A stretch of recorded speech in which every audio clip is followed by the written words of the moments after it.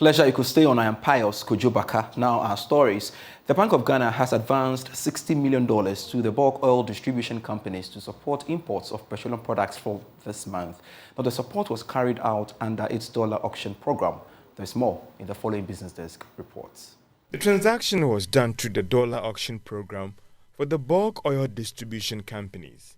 The sale was done last week Friday, and the Bank of Ghana sold $60 million at a forward rate of 9 Ghana cedis 55 pesos to the bulk oil distribution companies. The dollar auction results show that the commercial banks were looking at getting the dollars from the Bank of Ghana at not more than a rate of 10 Ghana cedis 55 pesos. However, the results showed that the Bank of Ghana sold dollars to the bulk oil companies far lower than this rate.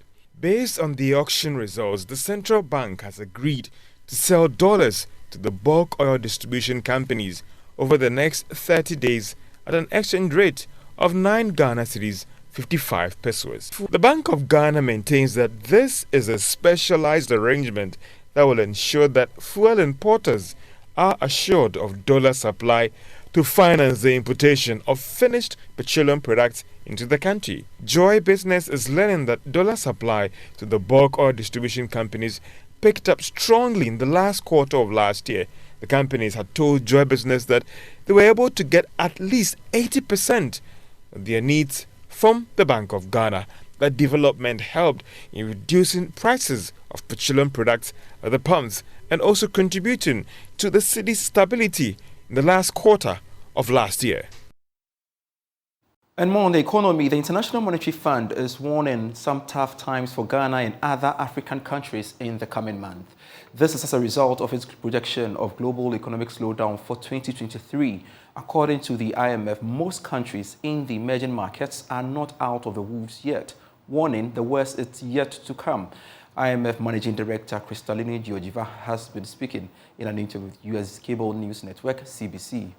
So let's go on Zoom and speak to Professor Williams Prepra of Andrews University in the USA for more on this. For a developing country like Ghana and also seeking an IMF program, how should Ghana take this warning, Professor Prepra?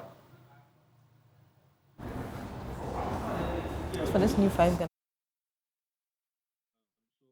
This warning is coming as a result of what we normally term as the convergence theory in economics. The world is moving in a way that emerging countries or markets or developing countries are trying to develop faster to catch up with developed nations. In the reverse, developed nations are trying to help emerging countries to improve their lives. But currently what is happening in the world is that the developed countries are seeing high prices in terms of inflation and instability of unemployment, and also the impact of the Russia-Ukraine war. So these developed nations are trying to slow down their economies, and its effect is what's going to affect developing nations like Ghana to see a major impact in recession. In the books, in theory, whenever the developed nations decide not to trade or to buy from developing nations like Ghana with the aim of reducing exports from Ghana, Ghana will have a worsening situation. Also, we see that foreign direct investment will be affected, which will make probably most of the developing nations suffer major setbacks in seeing unemployment in their countries, because if the foreign direct investment does not flow into developing nations, you will not see development going on in any country. We've also noticed that developed nations are now encouraging their citizens to move from investment to savings. So they are increasing their monetary policy rates. So like in the US, monetary policy rate is going up, which is pushing people from consuming to savings. When this is done, the impact is that it's going to affect the trade between coming from developing nations. So China, for instance, has slowed down its production. One of the major reasons is the COVID-19, but they have intentionally slowed down the economy because they are having high inflation, which they are trying to address. So that kind of equilibrium being achieved, in developed nations will really going to affect countries in Africa. Now, we already know that Ghana cannot go to the open market to raise bonds, but does this further worsen the case if an IMF deal is even secured, you would say? So the question is, what is Ghana going to borrow the money or to from the euro market to come and do in the country? Government has always focused on the euro bonds, either for investment or social programs, or to pay current bills or salaries. If the case it becomes very worse that foreign direct investment are not coming into the country, or we are not getting inflows from developed nations or even from IMF through this particular arrangement, it is really going to affect our balance of payments. And in simple terms, we will not have the dollars to be able to trade. It's going to affect traders in Ghana who need foreign currency to purchase goods so that they will be able to come and sell in the country. So a major impact is that it's going to weaken the cedi and also lead to a high inflation as we are experiencing currently in Ghana. Having enumerated the challenges this is going to pose to us, does this call for a review of our economic plan and projection for the year? The minister has already laid out his budget for 2023. One area probably which the World Bank agreed with them or IMF agreed with them was the social intervention programs, like the free SHS, that they will allow them to continue. But it really requires government to scrutinize its expenditure, judiciously use the funds for the proper items that they or expenses they want to incur. It also requires government probably review his capital expenditure line items in terms of development. And some projects like Agenda 111 may suffer a little bit.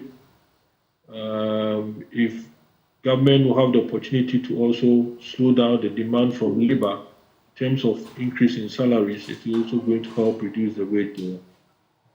Simply put, government will have to find a proper way to use the little revenue that we have to be able to take care of Ghanaians. At the moment, about 70% of taxes is being used to pay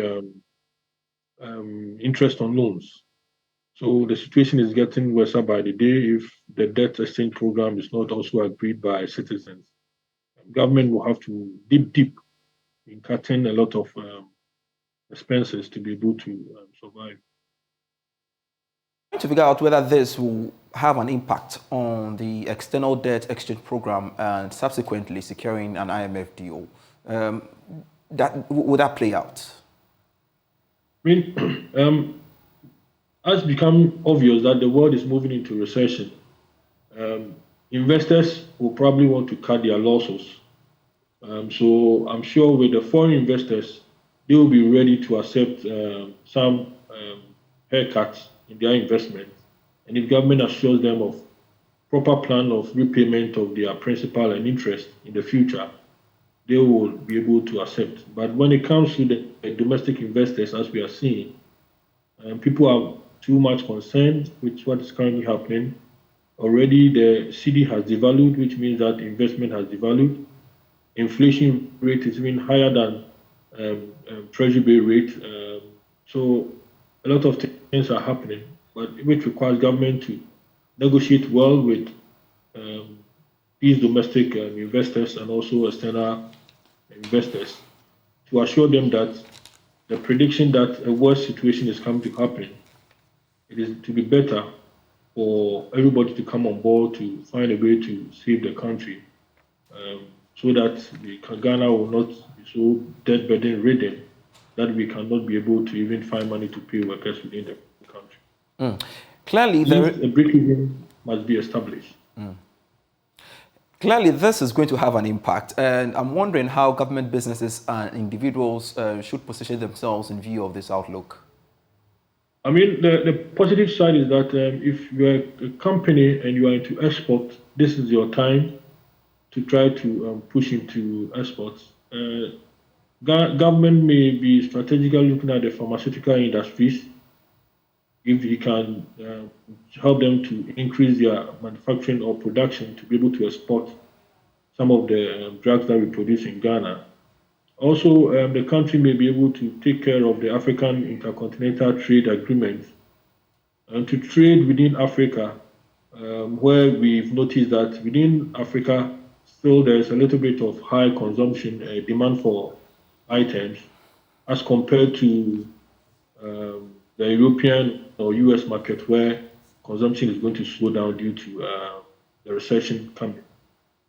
Businesses, those who are also in import, probably are going to have some challenges in getting some goods coming from China because China is going to slow down its production. There seems to be a shortage of goods that will come from the West and the East because of their strategy of slowing down their economies, which requires that probably imported items into the country will see a high price. So government may have to come out with probably a plan of substitution to make sure that we get some goods common which are we commonly depend on into the country. My understanding is that 15% of goods we need in Ghana are only produced in the country. Can government work towards increasing that side to about, say, 25%, which will reduce the importation and also help to save the currency or the economy? All right. Professor Prepra, respectfully, do you think the warning could lead to a cut in grants to African countries, and what could be the implications? I mean, already that signal has already been given. Our president took a position that Ghana may have to do without aid. That agenda already sent a signal that probably want to stand on our own. Once you come up with that kind of policy, your bilateral institutions dealing with Ghana will also go and strategize. It must be expected that aid coming from or grants coming from outside the country is going to also slow down because they are also planning to save themselves and make sure that their country survives. So, like in the U.S., grants for 2023 has been seen to go down about 0.5% for 2023. Europe is also going to see similar things because their economy is going to see a major challenge in 2023. And with the Chinese, sometimes they have their own strategy. Though they are suffering, they will find a way because they want to dominate Africa, to push some money into Africa. So Ghana is the best bet, probably, is to find a proper alliance with the Chinese to get some money coming to Ghana. It's going to be a little bit difficult to get funds from Europe and the US into the country. Grateful, Professor Williams Prepra, for your insights this evening. Hello, welcome back. This is still Business Live here on the Joy News channel with me, Pious Kojo Backah. Now, the Ghana Institute of Freight Forwarders has dispelled assertions that the new rate charges will increase the cost of doing business at the ports following the implementation of the increase in the VAT rate from 12.5% to 15%. According to the Institute, the new rates, which have now become the threshold for freight forwarders for the next 2 years, will rather enhance efficiency and competition at the ports. Speaking earlier on the marketplace, Vice President of the Ghana Institute of Freight Forwarders, Paul Mensah, indicated that his outfit will be engaging its members on how best they can take advantage of the rate to enhance competition through better service delivery. New rates are just a ceiling that our members are not supposed to charge beyond. So, which means that they are liberty to charge below, and obviously it is competition. So it has nothing to do with increasing cost of business at the port. The port itself has a lot of charges, as you know, for duty purposes, for shipping line charges, port charges, other stakeholders, FDA, GSA, veterinary, agriculture. So all these things come into the total cost of doing business at the port. Those charges for the other stakeholders are difficult to negotiate. They become fixed and you cannot do anything about it. But that of freight forwarders are negotiable. We're just trying to help our members to up their game, increase their capacity, and offer the best services. And also educate the shippers, the importing community and manufacturers that it is best to look for professionals who have been trained, who have the experience, who can offer the best services. And then if you're able to approach them, if you're able to negotiate with them, they will accept whatever agreement both of you do or make, and then the best service is given to you. We don't want our members and others that we don't know or we don't have in our books exploit the process and exploit the business community. That is why we are giving this ceiling to guard everybody as the charges are concerned and also to protect the shipper. It has in the meantime disclosed that business activities at the country's ports dropped significantly during the Christmas period compared to last year due to the various macroeconomic challenges witnessed in 2022. During the Christmas activities, I tell you, the volume was very low. I'm sure you know about the inflation that hit us in November. And also the way the dollar and the cedi, struggled, plus the fuel price increases obviously affected all sectors of the economy, where importers also felt same and were not able to import that much volume. And so, trust you me, business during the Christmas was very low. And we hope that bounces back this year. Business has to do with, profit loss and breaking even. So when you lose, you try to re-strategize to break even. If we're able to, make profits, that is, of course, that's what we all yearn to make. We need to get profit. And in getting profit, you cannot just exploit, somebody just to make profit, but then you should work within certain requirements, certain rules and regulations. But it's our hope that as the dollar and cedi are having good terms and fuel price going down, we also hope that inflation will also come to appreciable rate so that importers can do their businesses and then we're able to survive. Now let's go to the Ashanti region now, where some traders in Kumasi say they are banking their hopes on government's abilities to stabilize exchange rates, regulate market price, and maintain reasonable import taxes to ensure a successful business year in 2023. They observed that their businesses almost collapsed in the absence of these factors in 2022. Clinton Yeboah has more in this report. Regina Arthur has been in the onion business for over 10 years. This year started well for her until the cedi started depreciating sharply against many international currencies. This escalated local inflation and negatively affected the activities of importers of large-scale onion from Burkina Faso who do business with the CFA. She was then buying 250 and 300 cedis bags of onions at 500 cedis, and her suppliers demanded cash and carry strategies that served only those who had ready cash to purchase. Enyama sasa kakra de ntia ma enyama sasa kakra data ma dollar no cost no ma sefa no so cost ma anya ye to je no ya ho be kire ye na ye nto obi aba o sene board won to e ma me ko fa bi kura ma ya nto ma ne ye de sey ebi wo ho kura na ye to no boto no 25 ye 2.5 akwa so kura ye 300 this year you call 500 that time ya niska no ya kwakura no mu free but na am sense no course ro no o course mi giska wa ma niska o ma obi tina ma ya sebe ye niska na wo kire kakra. Regina is calling on government to institute measures to stabilize the exchange rates to improve prices next year.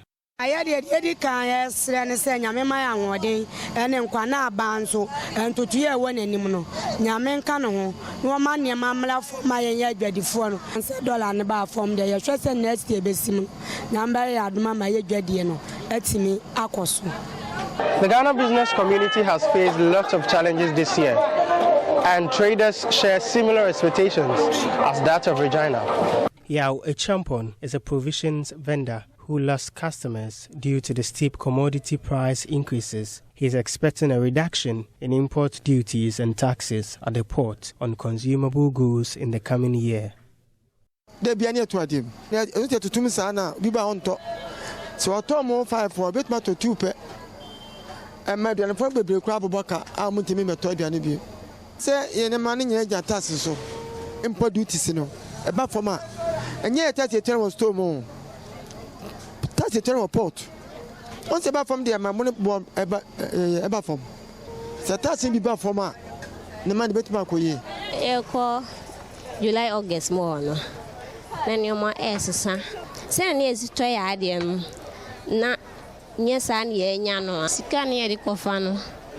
If ne koye my by Jan about from this can I say a buffum. The Cofano man is canaba from being Cofani Madodo, Timmy Coffa. 2023 appears a promising year, considering that the city has seen some appreciation. Fuel prices is also on a reduction spree. All what traders are saying is that there should be some governmental intervention to keep them in business. Reporting for Joy News, Clinton. And that's our program for tonight. I am Pious Kojo Backah. For more news, feel free log on to myjoyonline.com/business. Always a pleasure serving you. Do enjoy the rest of our programs. Bye-bye.